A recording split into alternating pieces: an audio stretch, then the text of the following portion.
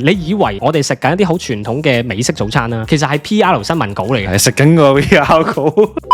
1920年之前，佢哋係食輕早餐嘅一間煙肉公司，佢哋請咗當年咧有個叫 PR 之父 Edward Bernays。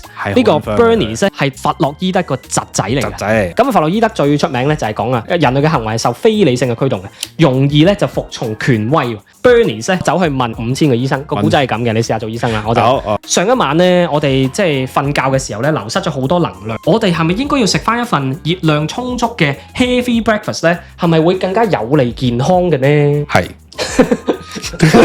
我得一句喎。係啦，咁但係咧有4500個醫生咧都答咗係90%噶咯，並且可能佢有啲醫學報告啦，whatever，就 send 咗俾全美國嘅報社，咁又標題黨又嚟啦。明啊？美國嘅報社就將佢包裝成4500名醫生呼籲美國人吃重早餐以改善健康。哇，哇！所以就唔滯銷啦。